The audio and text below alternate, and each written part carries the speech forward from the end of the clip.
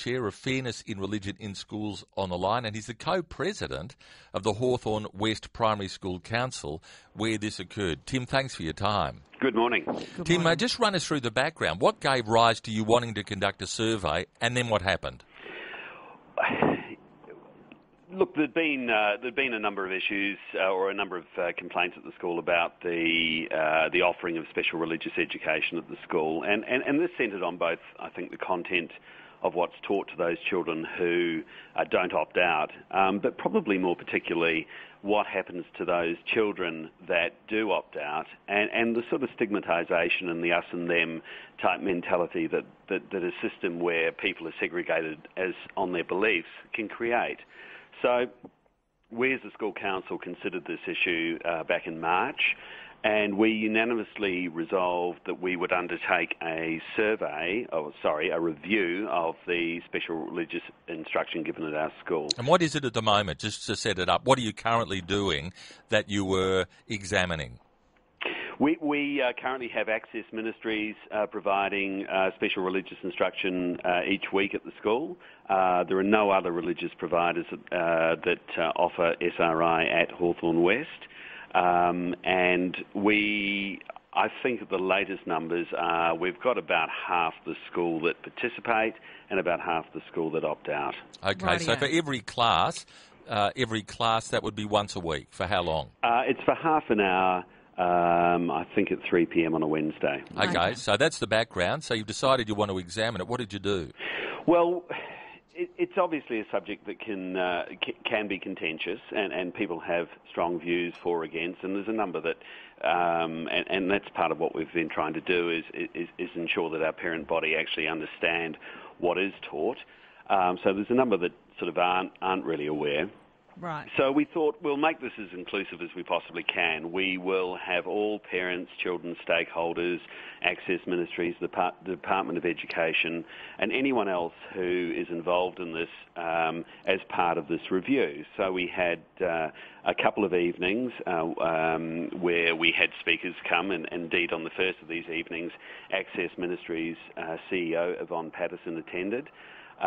We had a representative from the Department of Education. We had Professor Gary Baumer, who's an Anglican priest, come from Monash University. And we had Andrea Salamandras, who's acting for some of the parents at the moment suing the department and VCAT over SRI, attend, and they all spoke to us. So look, at this stage, it was ACCESS Ministries and the department freely participating in this review, which we thought was wonderful. Yeah. We also encouraged all parents within the school that had a view to make written submissions to us. They could do that on a confidential or an open basis. We had another evening where all parents could come along and speak their mind. We had sort of sheets of butcher's paper, and we, spent a lot of time getting all the ideas. You're doing a good job, Tim. This is very so far. thorough. Holy mackerel, Tim. Covering How many all kids at this school that you're bases. doing this for? And the final step was to issue a survey to all the parents at the school. Now, this wasn't a step we'd taken lightly. This was something we'd thought long and hard about, spent countless hours putting together, and then to ensure that the survey wasn't seen as being leading or biased in any way, we gave it to a professional surveying company. Right, so you didn't sit around and nut it out yourselves around the table at council. Well, you actually gave it to... We started with that, but in the end we thought, no, this needs to ensure be that, to ensure the done questions were fair. Correct. This needs to be done right. Virtually at the 11th hour, we received a call from the Department of Education telling us that they had some serious concerns with the survey going out, but really not a lot more detail than that. And there was a bit of back and forwards, and eventually we met with them last Wednesday afternoon to hear, I guess, in detail what their concerns with the survey were. And what did they say?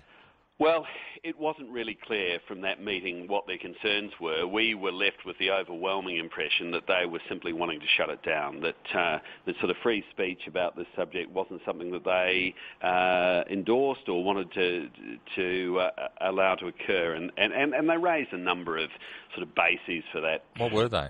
Well, they said you can't use the school process for this sort of thing. School councils have no power to do this sort of thing.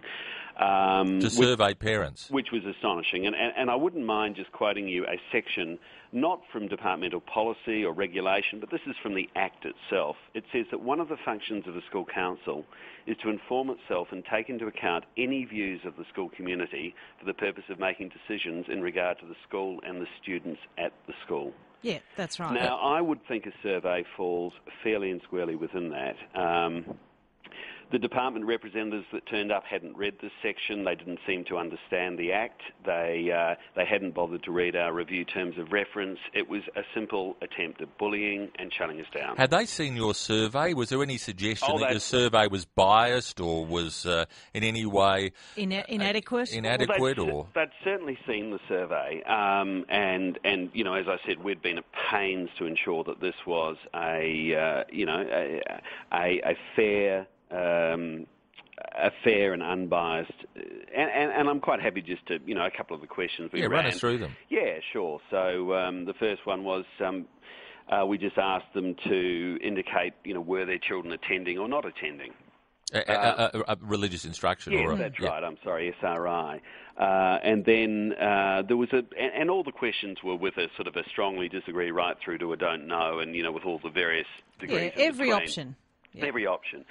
We asked them to rate how satisfied they were or weren't with the system, the SRI system, if their children were attending, to describe whether they felt it sat with our overall school's values of respect, responsibility, honesty, inclusiveness and helpfulness. So, Tim, we've got to take a break, but just finally, where is it now? I mean, it seems like from what we've heard, you've discharged your responsibilities as a school council, I mean, Perfectly. way in excess of what most school councils would probably do. You've got a professional mob to prepare a survey in respect of a matter that is within the purview of the school itself and for which you ought to have a responsibility, and you're told you can't hand the survey out. What are you going to do now?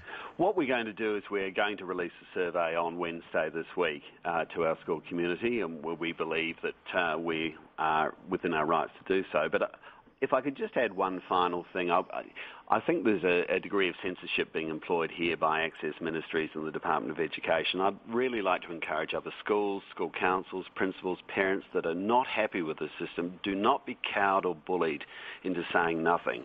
Speak up, go to your school council, go to the Department of Education, or go to the Fairness and Religion in Schools website, one or the other, and make your views known, please, because Tim. silence will simply mean this system continues. Good on you, good Tim. on you. Appreciate Thank your you. time. That's Tim Heasley.